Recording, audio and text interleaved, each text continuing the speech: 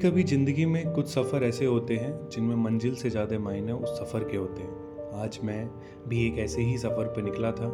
हैदराबाद में मेरा प्रोबेशन का एग्ज़ाम था। नौकरी लगने के बाद ऐसे एग्ज़ाम देने की फीलिंग भी अलग होती है, क्योंकि अब सिर्फ अपने लिए नहीं बल्कि उस जिम्मेदारी के साथ आगे बढ़ना होता है जो एक गवर्नमेंट जॉब के साथ आती है। ऑटो से निकलकर आखिरकार मैं पहुंच गया कडप्पा रेलवे स्टेशन। अब यहाँ से असली सफ़र शुरू होना था। कडप्पा से हैदराबाद का ट्रेन का इंतज़ार था और उससे भी ज़्यादा इंतज़ार अपने दोस्तों का। वैसे देखा जाए तो सिर्फ एक एग्ज़ाम के लिए किया गया सफ़र था, लेकिन मेरे लिए शायद इससे थोड़ा ज़्यादा था। एक तरफ नौकरी के बाद मिलने वाली नई जिम्मेदारी, दूसरी तरफ ये एहसास कि जिस नौकरी के लिए कई मेहनत की थी आज उसी नौकरी के लिए प्रोबेशन का एग्ज़ाम देने के लिए सफ़र कर रहा हूँ। थोड़े ही इंतज़ार के बाद आखिरकार दोस्त मिल गए। फिर क्या था, सभी ने अपनी सीट संभाली, सामान रखा और बस एक ही बात दिमाग में, चलो भाई अब हैदराबाद चलते हैं। कोई बैठने की तैयारी कर रहा था, कोई सोने की, लेकिन मेरे दिमाग में तो कुछ और ही चल रहा था। अंदर से एक अलग खुशी थी, क्योंकि शायद पहली बार ऐसा हो रहा था। मैं अपनी गवर्नमेंट जॉब के काम से गवर्नमेंट के खर्चे पर सफ़र कर रहा था। और सच बताऊं, पैसा कितना था ये इतना इम्पोर्टेंट नहीं, लेकिन उस मोमेंट की फीलिंग बहुत बड़ी थी।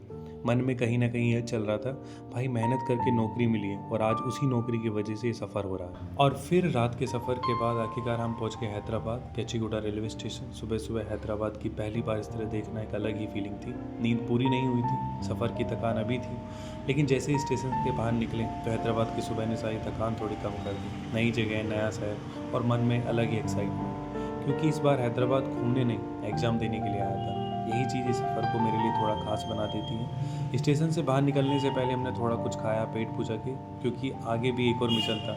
रहने के लिए अपना रूम ढूंढना था। सामान उठाया, निकल पड़े हैदराबाद की सड़कों पर अपना ठिकाना ढूंढने। एग्ज़ाम तो बाद में होना था, लेकिन उससे पहले हैदराबाद में अपना टेम्परेरी ठिकाना ढूंढने के लिए किसी मिशन से कम नहीं था। और यहीं से शुरू हुआ हमारा हैदराबाद का पहला दिन।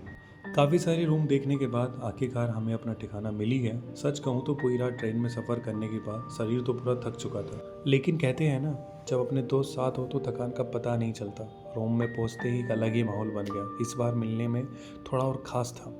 मेरे पुराने रूममेट ललित भाई, जिनका कुछ समय पहले तिरुपति ट्रांसफ़र हो गया था, काफ़ी समय बाद उनसे मुलाकात हुई। और फिर ललित भाई ने अपनी बातों से ऐसा हंसाने लगे कि नींद और थकान दोनों पता नहीं कहाँ गायब हो गए।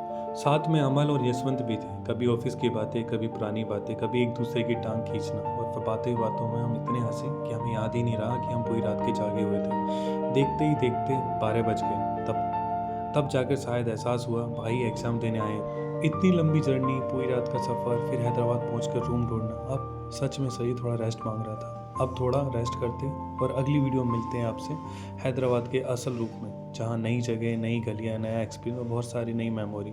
तो चलिए इस सफ़र को यहाँ पॉज करते, थोड़ा रेस्ट करते और मिलते हैं अगली वीडियो में, जहाँ से शुरू होगा हमारा हैदराबाद वाली कहानी।